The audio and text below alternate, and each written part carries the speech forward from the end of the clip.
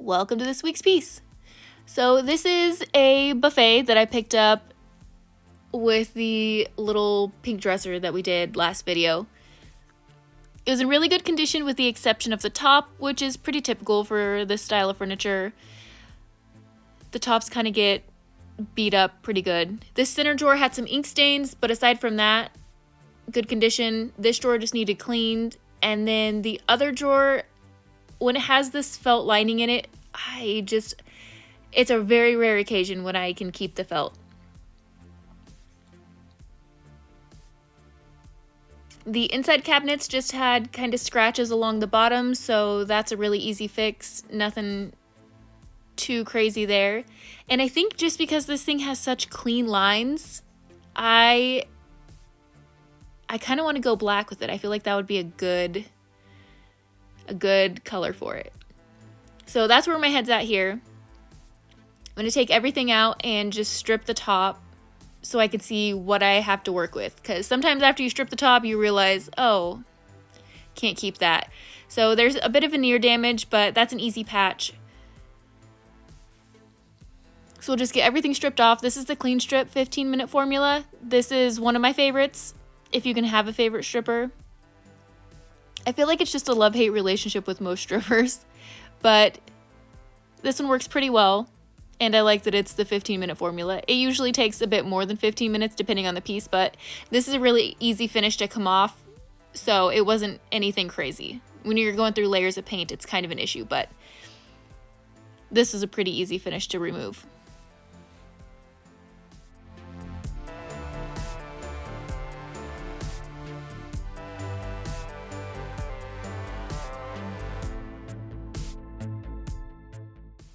To get that all wiped off, I just used some mineral spirits to clean up the residual stripper. And you can see this thing had quite a bit of damage that was a little harder to see with the finish on it. But we're going to do what we can to get it all cleaned up.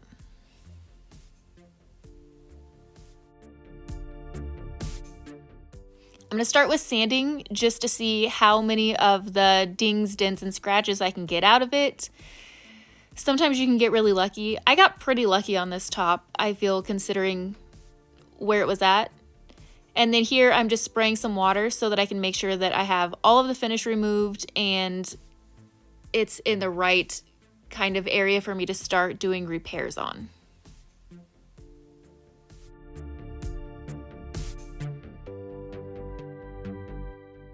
So for the big piece of veneer that's missing, all I'm doing is taking a chisel and I'm using the straight edge of my putty knife and I'm just making sure that I have a clean straight line to knock out the rest of the veneer around the break. And that way I have a really easy section to fit in. So I take a piece of paper and then you kind of do that little scrub method with a pencil and you'll get the exact shape that you need to fit in. So I have this little scrap piece of mahogany that I got off the middle section of the vanity to nightstands, and so that was really convenient because where I'm located doesn't have a lot of veneer easily accessible, so this was just super lucky that I could use that piece of veneer off another piece of furniture. And then I take my sanding dust that I had from the top and I kind of scrub that into the glue line there along the edge just to make sure that it's all filled in and looks nice. And then I put plastic down so the glue doesn't stick to the block, and then of course glue it down. As soon as that's dried, I will typically wait overnight for these kind of repairs because I know I'm going to be fairly aggressive with the rest of it. So I just take my chisel and I run it along the edge and make sure everything is flush to the surface and matches up with the previous veneer. So this glue I'm using is called Hide Glue. It is my most favorite glue for these kind of repairs because it works well, it works fast, and also it's really easy to clean up. Whereas wood glue kind of likes to sink down into the grain and it's a little harder for cleanup, but this is a really good, easily cleaned up glue. It's very sticky. And a lot of times for these older pieces, they initially used Hide Glue anyway, so it makes sense that I would be using it for any repairs. So once I get the glue all cleaned off, as much as I can with water, I will just go in with, this is 220, and I just am sanding the surface down to make it flush with the rest of the piece. And then I can go through with my orbital, make sure everything is perfect. I went with a Kona stain on this top because I'm going black, so I wanted that to be dark as well. And then once that was dried, I went through and sealed it with Satin Poly.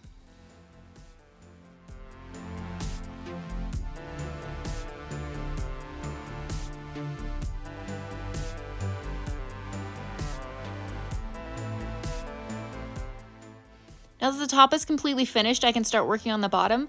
A lot of times I'll do my top first and get it fully sealed and everything. That way, in case anything gets on the top, like paint or whatnot, it'll just wipe right off because it's fully sealed. And like I said, those felt drawer liners have to go. So I ripped them out, and then I used the same boards that their previous felt was on. And I used hide glue because that's what they used to initially do these. And then I just replaced the purple felt with black felt because it matched.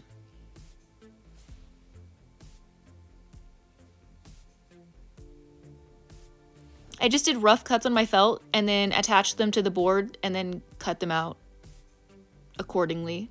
And then you can just place those little boards back into the drawer and it works perfectly. And hide glue to hide glue, even if it's old, it will re-adhere to it and kind of reactivate it. So I wasn't worried about fully scraping off all the excess glue there.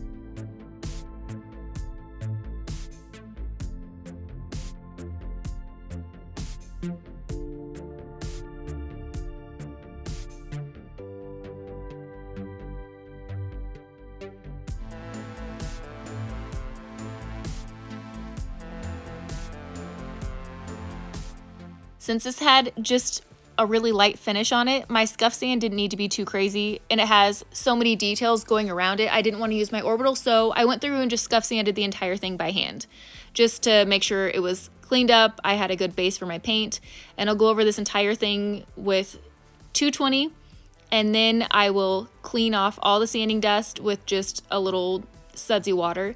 And then once that's finished, I will go in and clean off that with my spray bottle of water and a clean rag, just to make sure, again, that my surface is prepped.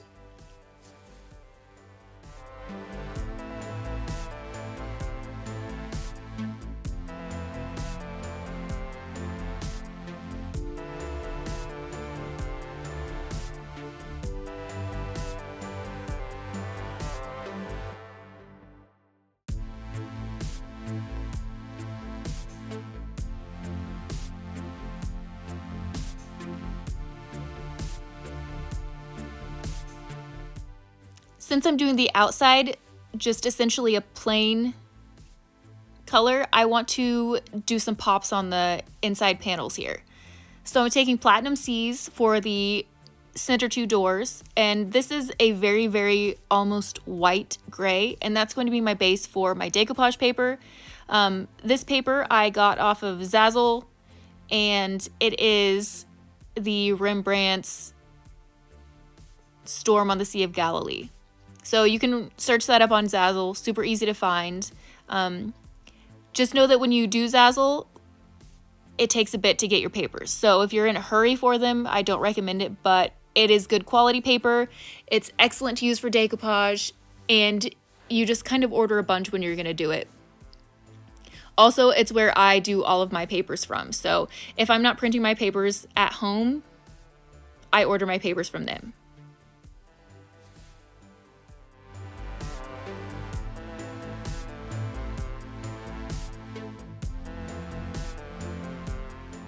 While I wait for those inner doors to dry, I'm going to take my Blackboard, which is just a really lovely deep black, and I'm going to do the entirety of the piece.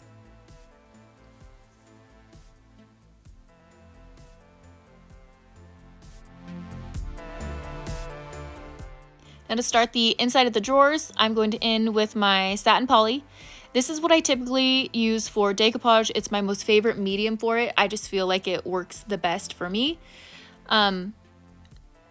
For these larger sheets here, because I'm working on a smaller section and I'm doing it on a vertical surface, I will do a stripe of the poly at the top smush it in up there, and then that holds the paper for me while I go ahead and do the rest all the way down. So when I have excess paper around the edges like that, I will go back in and cut off close to the edges, not perfectly, but just cut off close to the edges, because the paper does like to expand and contract when it's wet, and so the dry paper doesn't do the same thing.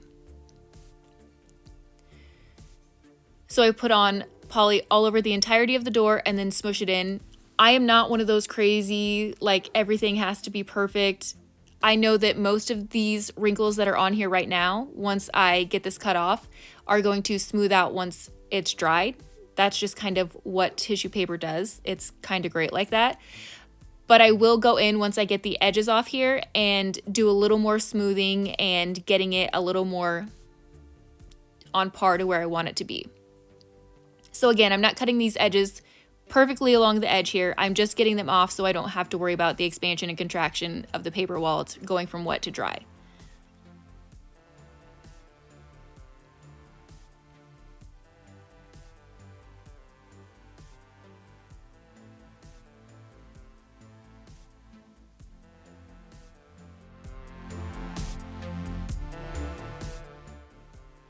So for this one, I'm going in and just making sure the edges are really adhered down and I have plenty of poly around the edges so that they don't lift later.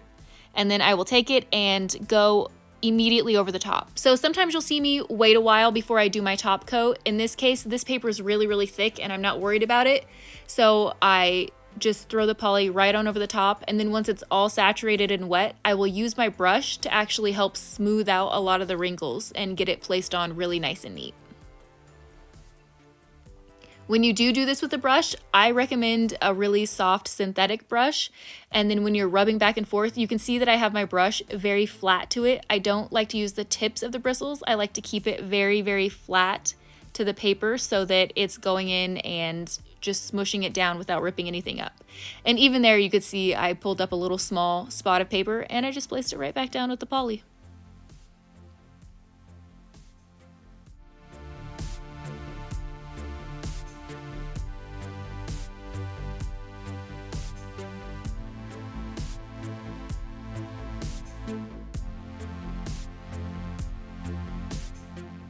And once that dries overnight, I can go in with a little bit of sandpaper and I will sand the edges of the tissue paper, and that will give me a perfectly clean line of the paper going around the inside of the door. And then as I'm sealing the entirety of the piece, I will make sure that I get extra poly along those edges just to make sure that it doesn't lift. I never want any of my papers to lift on somebody's piece of furniture.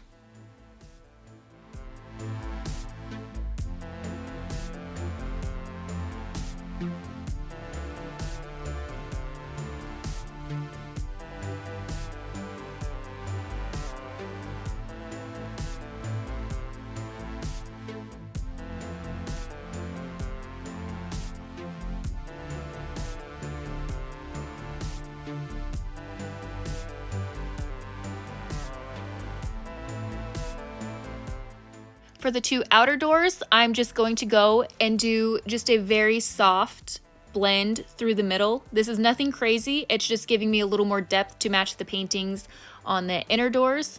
So I'm adding just a touch of blue into this black in the center, and I will fade it out, and that's because I'm going to do a stencil over the top of this. So you can see it a little bit. It's nothing too stark, or I just want a subtle adding a little bit of that blue so that it's not fully black on those doors when I have so much blue on the inner two doors. And this is a super easy blend. I literally just went over the entire thing with black and took just the tiniest amount of blue, started in the center and swirled it outwards until it softened up, and then I'll go back in with my black and deepen up the edges. And that's literally it for that blend. I didn't do it, I mean, it just was the easiest thing ever. And then of course the piece needed a second coat of black, and then it was good.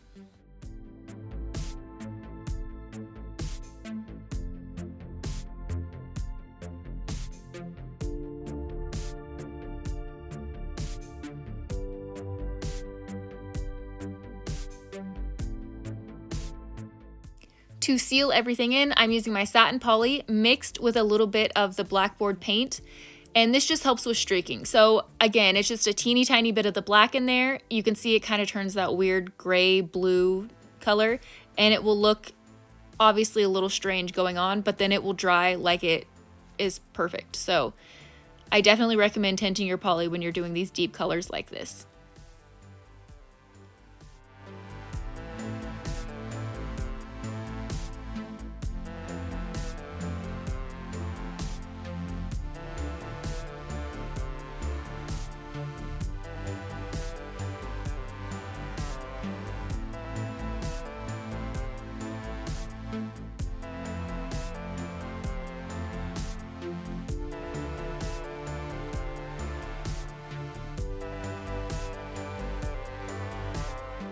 You've seen me use this stuff before. It's the Chalk Mountain scratch cover.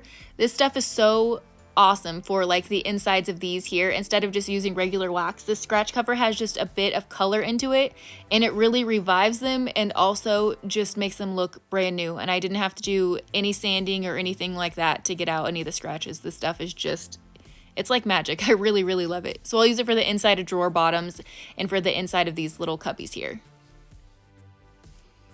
So gilding wax is one of my most favorite things. So here I used a little bit of black, a little bit of silver, and a little bit of the gold, just so that the silver wasn't so stark. I blended them together, and then even as I was putting this on, I thought it was just a little too blingy because I didn't want this piece to be, I don't know, I just wanted it to be more of a subdued outside.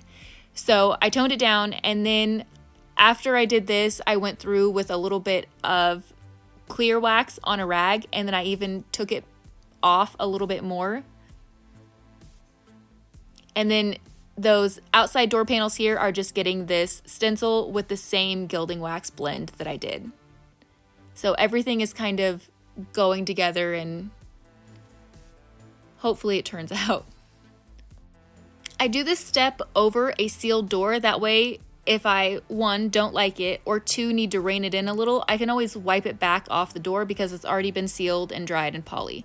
So if I wanted to, I could go through and completely wipe all of this off the door, and it wouldn't have been a lost cause. So a lot of times you'll see me poly something before I'm finished with it, and that's just because I don't know if I'm going to love the next step, but I'm preparing to be able to fix it in case that needs to happen.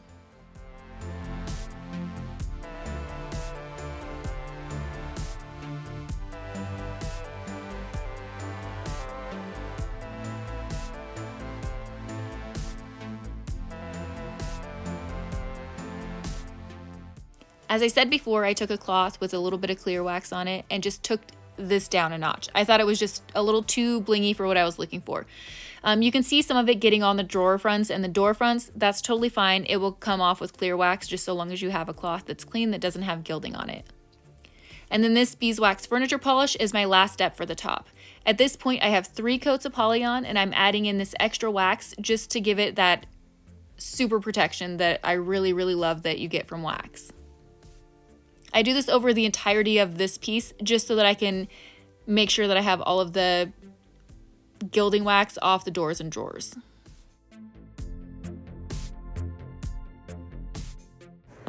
Oh hi, Taryn here with Elegant Upgrades, and we've got our finished piece.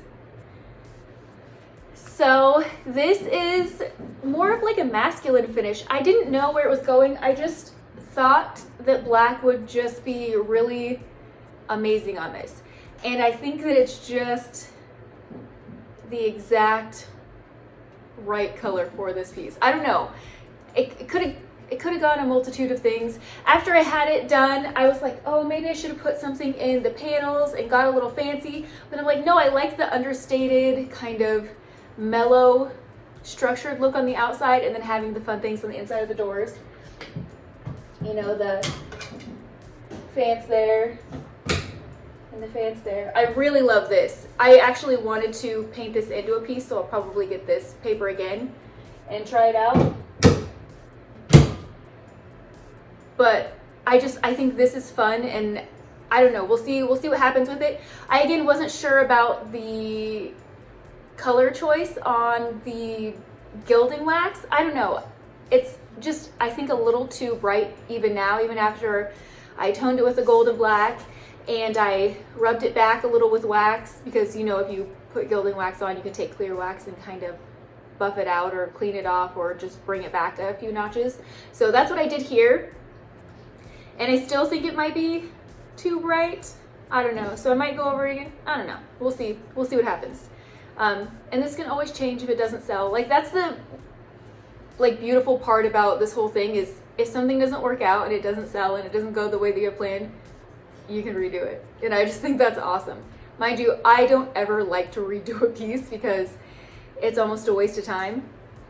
So you kind of hope you get it at least moderately right on the first go, but it's never the end of the world if it doesn't happen the way that you want it to, which is, you know, it's fine. So this has been sealed with poly and wax. The wax still needs to be buffed, so I haven't done that step yet because I like to let it sit on there for a bit before I buff it out. So I don't know if you can see, you can kind of see some tonal changes. That's because I need to buff the wax in. But yeah, so anything that gets a lot of use, especially on the top, I always seal with poly and then also do an additional layer of wax because I feel like wax is a better moisture repellent than poly is, and poly is a good surface protector. So they both have their, you know, pros to them, and I like using them together so that it has like the ultimate protection on the top especially. But yeah, I think this turned out great. I love the repair on the top. It looks just amazing. I can, in some lights I can't see it at all, and other lights I'm like, oh, there it is. But it turned out really, really good. So that worked out so well that I had just that piece of mahogany from the nightstands that we did previously, from that center section, the board that was broken, that's where I pulled that piece from. So that was really cool. Just thank you guys so much for following along and being on this journey with me. And hopefully I'll get some pieces stocked up and we can try and do the market up here. I don't know. It's actually down from where I normally am, but anyways, you guys are amazing. Thank you so much for everything, for all your amazing comments and just support and everything that you guys do. I cannot tell you how just overwhelmed I am with how awesome you guys are. And I know that that might get redundant, but I don't want you to forget how just important you guys are and all your comments are to me. So yeah, anyways, again, still in California, still taking a bit to respond, so I do get to you. It just takes a minute. If you have any questions, please leave them. I always respond to any question that you have. And I think that's all. Thank you guys so much, and I will see you next week.